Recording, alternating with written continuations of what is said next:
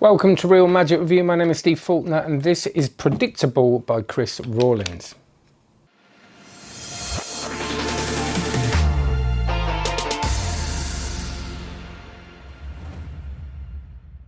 Before we do this, can you please like and subscribe, do all the usual stuff, share it if you want, verbally with your friends, say, oh, oi, have a look at that review channel that isn't doing many reviews at the moment. Anyway, but I'll be doing lots more stuff, lots in the pipeline, as they say.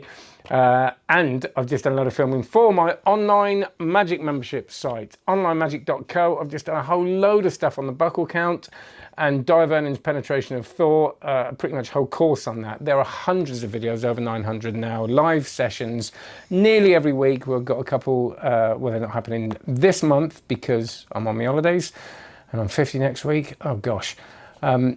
But there's just so much on there. Just have a look and read the testimonials and the Trustpilot reviews and all that kind of stuff. Right. This is another one from Rawlins. Rawlins is on one at the moment, isn't he? I did hide a key, which is brilliant, which I'm carrying around me all the time, which is great fun, really easy. A version of a coin trick, which isn't a coin trick, which is a totally different thing.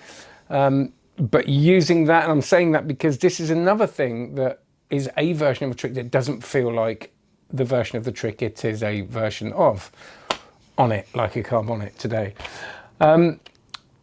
This is a version of Out of This World. Now, if you're new to the game, you might not, or you're not a card magician, you might not know what Out of This World is, but you certainly would have seen it at some point. But this doesn't feel like that, and you forget sometimes when you're doing it that it's the same trick. It's so many tricks say, oh, it's like a card trick, but it's not a card trick. It doesn't feel like a card trick, and it does. It just feels like a card trick on different cards. This doesn't. This feels like a game. It feels like you're doing something with a genuine game.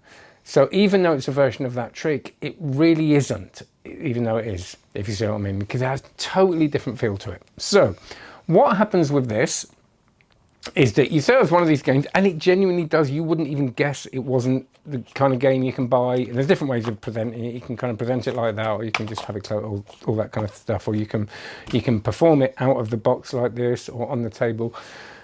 But what it is you get this out and you say, right, I've got all these cards. We've got a yes card and a no card, and all these questions we're going to ask them each other, and we're going to do a version of this game where you get to know each other. And you know, the questions are great that you ask each other. They're not, and he talked about the fact that, you know, he's thought about the questions. They're the sort of questions that are kind of ambiguous, and he went through sort of questions that wouldn't work. So that, you know, there's been a lot gone into this. Anyway, I'm digressing, of course, because that's what I do. So you ask each other questions. They say yes or no. If they've chosen the no pile, they go into the no pile. I'm not going to go into all that. You'll see it on the trailer. But anyway, they freely answered these questions, and you turn over their questions at the end that they've chosen and freely answered, because they could have chosen the no questions or the yes questions. And on the back, handwritten, you say, look, I couldn't have known that you were going to choose even yes or no. All these questions, I could have known the answers, but I knew you were going to say yes to all these questions, or no, depending on how it goes. Again, a flawless. It's amazing I don't write ad copy for these things, isn't it? Because from that, I bet you're going, that's what I want. Actually, you're probably sitting there going, I've got no idea what this trick is, but that's all right. That's what trailers are for. I'm going to play a strange version of this game, but you get to decide first. Do you want to be nice and positive and look for yes, or do you want to look for no? I'll go for yes then. You're going to go first.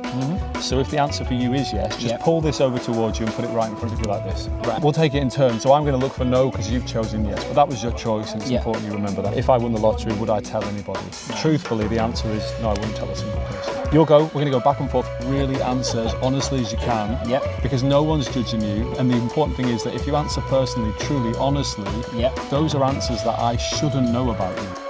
Correct. Because we don't know each other. Fair enough. You didn't even know you're going to be here. Well, no, All right, okay. I couldn't know those things about you, unless maybe I did. Right. Or maybe I do.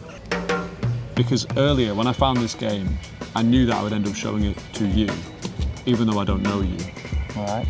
And I had a feeling like you'd be positive and you'd choose to look for yes. So on the back of all of these, I wrote something the ones you didn't want, I put no.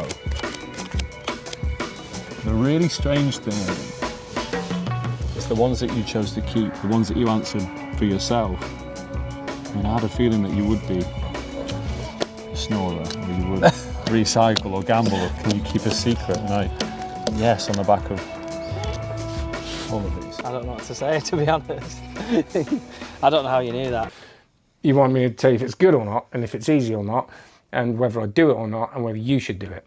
So, is it good? It's really, really good. It's a really lovely thing. You can do this as the actual game and have a surprise at the end that it's a trick if you wanted to. It feels a bit weird doing that, but with some people, with people I knew, I would maybe do that. And that's great. Or you could say, I'm going to show you something amazing, but it's based on one of these games I picked up. And you could do that. Loads and loads of presentations. And Chris has an extensive download on this. And there is actually a lot of good stuff on it. A lot of long downloads are completely pointless. But he goes really into the detail on this.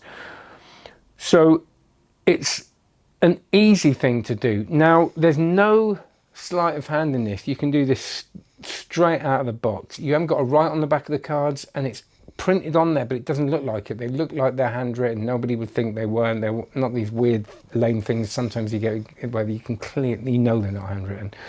They very much look handwritten. The cards are incredibly good quality, as they should be for that kind of game, if you would get that, and they're going to last you. And it's an easy thing, like I was saying, but you need, there's three handlings of this, because he's got a different version of Out of This World that you can do, Out of This Galaxy I think it's called, the Polaris one. But the main two versions, I think, are the version that he demonstrates where you just have the piles of cards like that, or in the box, you take one at a time and ask a question and then reveal at the end. Or he has one that I think is brilliant. I think they're both brilliant, and I've done both of them and they're both really strong. But one of them you can wash the pack, meaning shuffle it on the table, give it a wash like that, properly mix it up. With the other one you can't, but there are ways of getting around that. And they don't suspect anyway. And they've got the John Bannon one, that sort of thing. So the John Bannon one, you put all the cards like this, you wash them, not that one, you wash them a lot around like this, and then you take turns, they look and they choose what one they want to ask you, and you look and you choose what one you want to ask them, and you still turn them over, and they have no, on the back of them, or yes on the back of them, and they all match the answers that they've given you and the answers that you've given them. And you can say, I didn't even know what questions you were going to ask me. So even though it's not difficult, you have to kind of, a John Bannon one, you have to kind of think about it.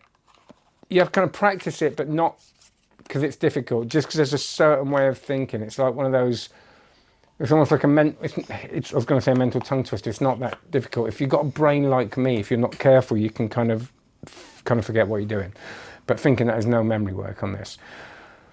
Both are brilliant. One of them is super, super, super easy. That one, even though it's super easy, you're gonna have to just rehearse it a few times and practice it a few times. But saying that, for the effect of this, that's nothing. This is super strong. When I've done this before, are they going to work this out? I've kind of thought to myself, are they going to kind of see how? But they just don't. And it's like one of those tricks, a bit like Out of This World, that when you know what's happening, you think, but it's totally impossible. And the way you build it up with the presentation, I think it's really a really cool thing. Now, you're not gonna, it's a long trick, this. Now, if you do the Bannon version, you can do it short, you can do half of it and turn it over, you don't have to go through the whole pack. But the length of it is kind of the good thing about it, and the reason why it's not the most versatile routine in the world, because when you're sitting down with people, the whole thing, there's so much, not just entertainment, but actually genuine conversation to be had around these things. I did this with my son, he knew I was doing a magic trick, but we still kind of played the game. He was going, oh, I'm not sure about that. So it was a really lovely process. And then at the end, you've got this kicker. But I think that obviously because of that, I wouldn't do it, I wouldn't go up to the table doing close-up and do this. It kind of feels too intimate and it feels too long. But the long thing is a good thing. If I could write enough jokes around the cards, I think it would be a good cabaret piece. If I could look through them all and have a joke for each one, that would be great, because you could get lots of mileage out of it. But a group of people sitting around a table, doing this, or in a kind of more niche professional setting, like a parlour show, I think there's so much potential in this, and I've only just sort of scratched the surface with it. It's not really a review, this, it's a bit warbly and all over the place, but I've done it, I've used it, and I definitely recommend it. And I think Chris has done something really special with this. I will say, with the easy version, there's a way you can make it a little bit more convincing with a faro shuffle, but I've done it without, and it doesn't matter. If you can, it's great because it kind of gives it that extra bit of an added thing. Like a lot of mentalism, this is one of those things that when you read it, you go, how magical it is. And I really would guarantee that when you, and there really isn't anything to see afterwards as well, with a little bit of very, very basic handling. So there you go, out of this world. No, it isn't. It's predictable, even though it says Table Talk on it, but that's a different thing. That's to make it even more. And they can actually Google Table Talk, and it's a real game apparently. So Table Talk, nicely produced, nicely made, and another cracker. Oh God, I don't want to go that way. There's nothing there. It's a shelf. See you later.